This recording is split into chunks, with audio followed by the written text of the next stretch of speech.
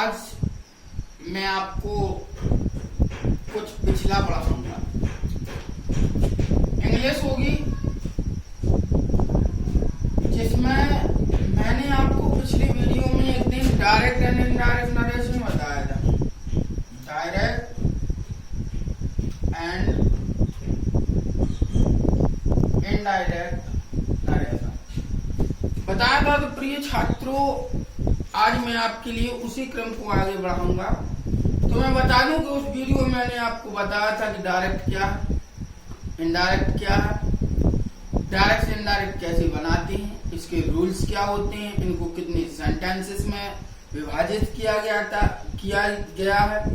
जिसमें मैंने आपको बताया था कि इनको 5 सेंटेंसेस में विभाजित किया गया है। जैसे फर्स्ट बताया था मैंने असर्टिव सेंटेंसेस, दूसरा बताया था इंटेरोगेटिव सेंटेंसेस, तीसरा बताया था इंपरेटिव सेंटेंसेस, चौथा बताया था आपको ऑप्टेटिव सेंटेंसेस और पांचवा बताया था मैंने आपको एक्सक्लेमेटरी सेंटेंसेस।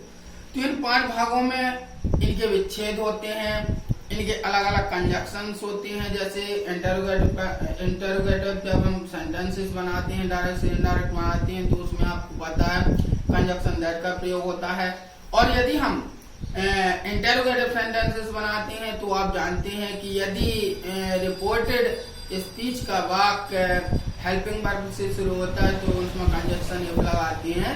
और यदि रिपोर्टेड स्पीच का वाक्य क्वेश्चन वर्ड से शुरू होता है, प्रारंभ होता है, तो उसमें हम कंजक्शन जो क्वेश्चन वर्ड होते हैं वो स्वयं एक कनेक्टिव वर्ड का कार्य करने लगते हैं।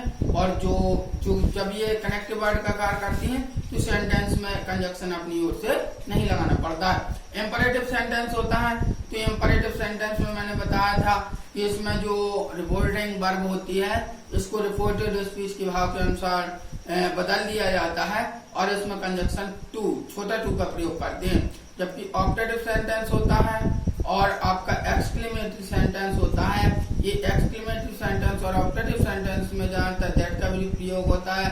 और इसमें सबसे बड़ी प्रॉब्लम्स है या यह होती है कि हमें ऑप्टेटिव सेंटेंस और एक्सक्लेमेटरी सेंटेंस दोनों सेंटेंसेस का जो रिपोर्टेड स्पीच का सेंटेंस होता है, और प्रिय बच्चों इसमें आपको इसका अर्थ आना चाहिए। यदि हमें अर्थ नहीं निकाल पाएंगे तो हम ये डिसाइड नहीं कर पाते हैं कि ये सेंटेंस कौन सा है, क्योंकि बहुत सी सेंटेंस ऑप्टेटिव सेंटेंस की ऐसी होती हैं और एक्सक्लेमेटरी की सेंटेंस ऐसे होते हैं जिससे हमें प्रतीत होता है कभी कभार तो हमें ऑप्टेटिव सेंटेंस का जो एग्जाम्पल्स होता है वो ऐसे लगने लगता है कि जैसे ये इंपरेटिव सेंटेंस का हो।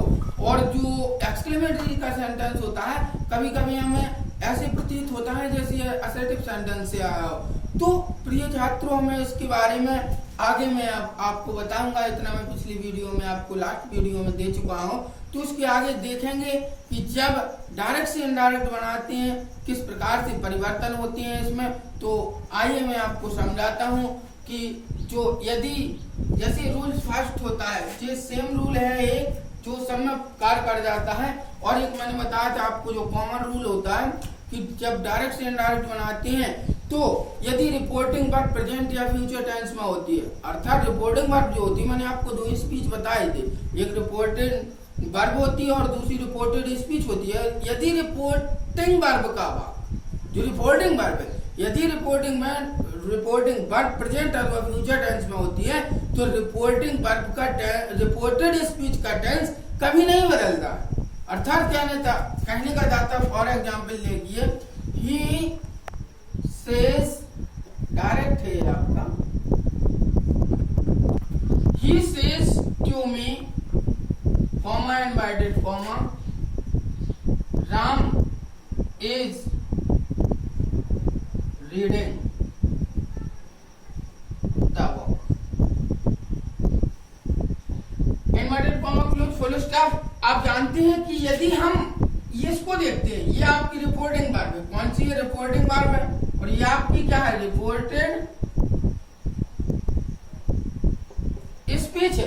तो ये निश्चित मान लीजिएगा डिपेंड करता है आपका यहाँ से पहले जो डिपेंड करेगा कि यदि रिपोर्टिंग वर्ब जो ये होती है इसमें यदि ये सेंटेंस आपका प्रेजेंट अथवा फ्यूचर टेंस में होता है तो डायरेक्ट से इनडायरेक्ट बना दे समय रिपोर्टेड स्पीच के टेंस में किसी भी प्रकार का परिवर्तन नहीं होता है। देखिए जैसे ही यदि इसमें एक रूल्स और होता है, यदि से आ जाए, सेज आ जाए, टेल आ जाए, यदि ये तीन शब्द आते हैं और रिपोर्टिंग वर्ब में ऑब्जेक्ट है तो ये क्रमशः सेज, से और जो टेल होते हैं ये क्रमशः बदल जाते हैं। जैसे का क्या हो जाता है, टेल हो जाता है।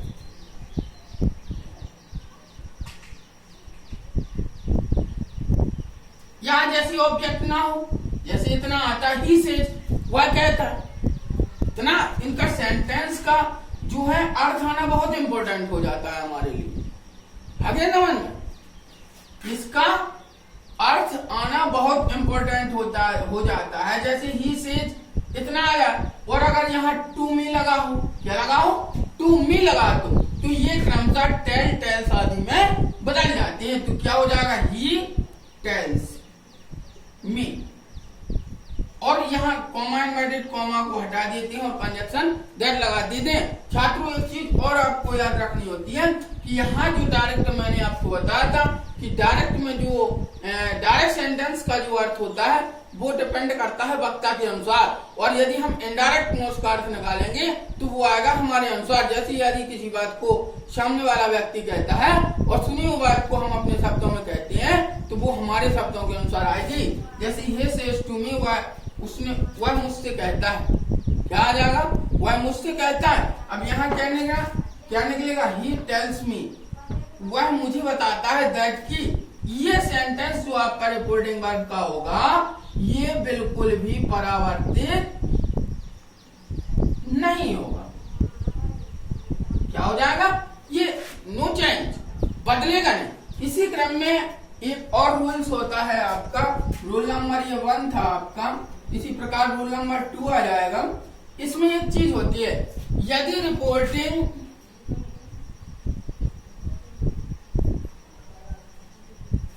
वर्ब पास्ट टेंस में हो तो डायरेक्ट से इनडायरेक्ट बनाते समय इसे निम्न प्रकार बदल देते हैं।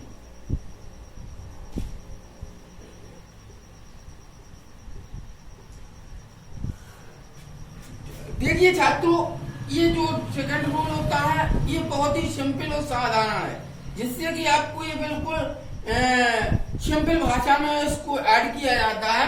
जैसे लिखा, इसमें बताया था मैंने आपको कि यदि रिपोर्टिंग वर्ब प्रेजेंट टेंस में हो या फ्यूचर टेंस में तो रिपोर्टेड स्पीच का टेंस नहीं बदलता। लेकिन अब ये सेकंड रूल कह रहा है कि यदि रिपोर्टिंग वर्ब पास्ट टेंस में हो तो डायरेक्ट से इनडायरेक्ट बनाते समय इसे निम्न प्रकार बदल भी देते हैं। तो अब देखेंगे किस प्रकार बदल देते हैं, उनका परिवर्तन कैसे होता है। मैं आपको एक सारणी के माध्यम से इसको समझाऊंगा, जिसमें आप सारणी को यदि याद कर लें और आप सेंटेंसेस अच्छे से समझ लें तो ये चीज बहुत ही इम्पोर्टेंट हो जाती है प्रत्येक स्टूडेंट्स के लिए। तो एक सारणी में आपको टेबल बता रहा हूँ, टेबल के माध्यम से बताऊंगा कि जो डायरेक्ट में अगर सेंटेंस होता है, अगर ये डायरेक्ट में आ जाए तो हम इनडायरेक्ट में इसे कैसे बनाते हैं, अंडरस्टैंड। लेकिन कब, जब रिपोर्टिंग वर्ब आपकी पास्ट टेंस में हो तब। जैसे प्रेजेंट इंडेफिनिट में आप आ जाए डायरेक्ट का, प्रेजेंट इंडेफिनिट में आ जाए तो बिल्कुल बेझिझक ये अपने आप से परावर्तित हो जाते हैं। कैसे हो जाते हैं, आपस में चेंज अप कर लेते हैं। यदि रिपोर्टेड स्पीच का सेंटेंस डायरेक्ट में प्रेजेंट इंडेफिनिट में होता है तो ये आपका काय में पहुंच जाएगा, फर्स्ट इंडेफिनिट में इसको चेंज अप कर देते हैं। यदि प्रेजेंट कंटिन्यूअस में हो तो ये आपका पास्ट कंटिन्यूअस में पहुंच जाएगा, और यदि प्रेजेंट परफेक्ट में हो तो ये पास्ट परफेक्ट में पहुंच जाएगा, और यदि प्रेजेंट परफेक्ट कंटिन्यूअस टेंस में हो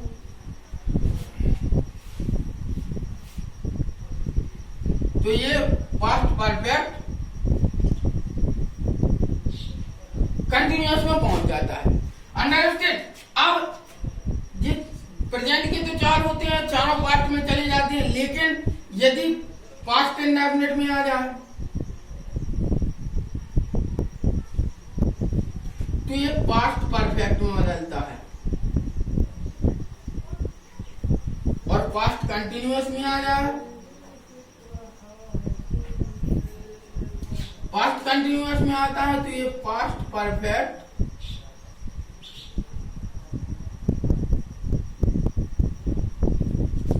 और यदि ये पास्ट कंटिन्यूअस में आता है तो ये पास्ट परफेक्ट कंटिन्यूअस में बदल जाता है। अब यदि पास्ट परफेक्ट और पास्ट परफेक्ट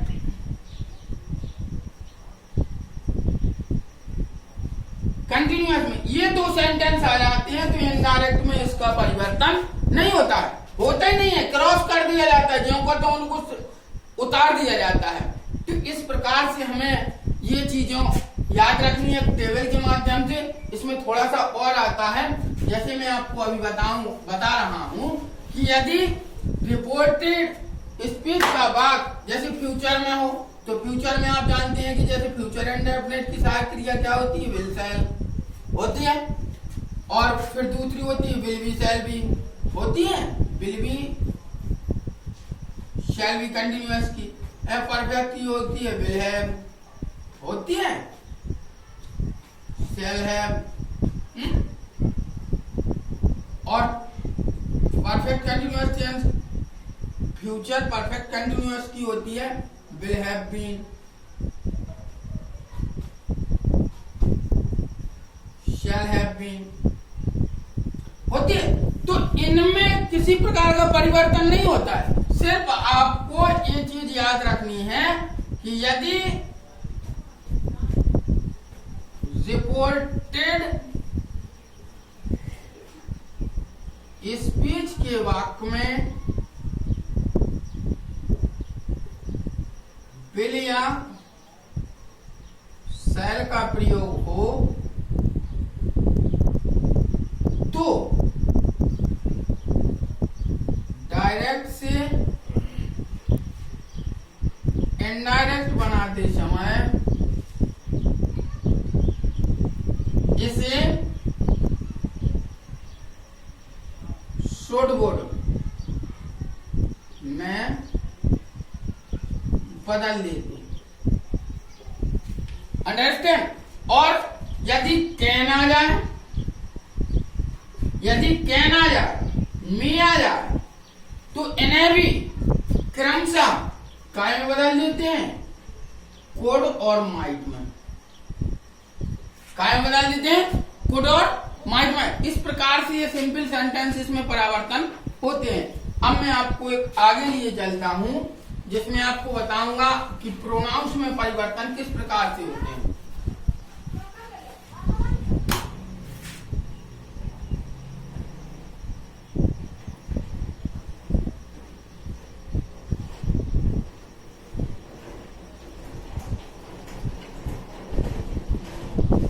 प्रोनाउंस परिवर्तन के लिए सारणी। अब देखो प्रोनाउंस परिवर्तन के लिए सारणी जैसी होती है। आप लोग जानते हैं कि पर्सन नंबर कितने प्रकार के होते हैं, 1, 2 और 3। First person, second person, third person. फिर होता है सब्जेक्टिव फ्रॉम,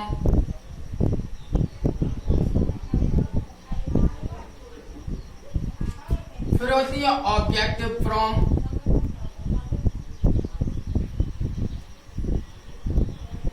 और एक होती है पॉसेसिव।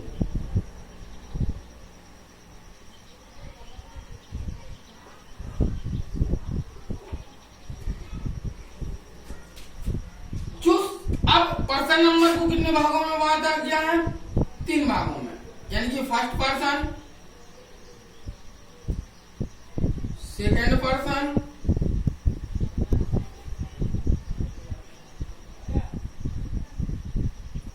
और आपका थर्ड पर्सन। ये 3 भागों में बांटे गए हैं। जैसे इन 3 भागों में आप जानते हैं फर्स्ट पर्सन में 2 प्रोनाउंस होते हैं, आई और बी।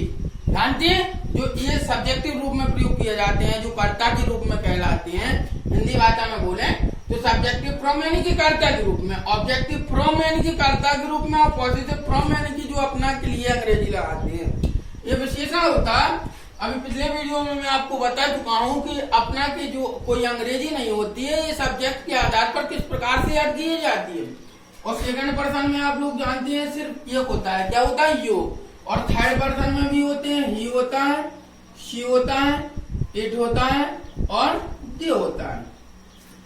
इनमें ऑब्जेक्टिव फ्रॉम आई की होती है वो मी होती है, और बी का अस होता है, यू का यू रहता है, ही का हिम होता है, सी का हर होता है, इट का इट होता है, और दे का जो दे होता है, ये दे का देम होता है। लेकिन जब इसकी पॉसेसिव फ्रॉम आती है तो इसका माई हो जाता है, और जब निर्जीव वस्तु आती है तो उसके क्या आ जाता है, माइन आ जाता है। इसलिए अवर होता है, और इसके लिए अवर्स भी आ जाता है। ये यू योर होता है, और ये योर्स भी आ जाता है। हिम का हेज होता है, सी का हर होता है, और जब जैसे निर्जीव या न्यूट्रल जेंडर के माध्यम से कोई सब्जेक्ट आ जाता है तो उनके अनुसार हर्ष भी आ जाता है, और इट का इट्स होता है, दे का देयर होता है, और दैट भी होता है।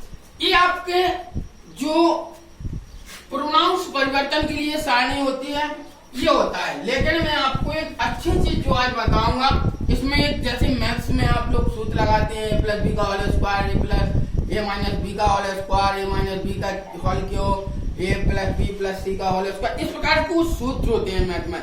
इसी प्रकार अंग्रेजी में भी एक सूत्र है जो कहलाता है 1 2 3 शन बटे 103, अर्थात SON अपॉन 1 2 3। अब इसका संपर्क इससे कर दो, इसका इससे कर दो, और इसका इससे कर दो। चलिए मैं आपको एक शॉर्ट में बता देता हूँ कि S का मतलब होता है कैसे, सब्जेक्ट से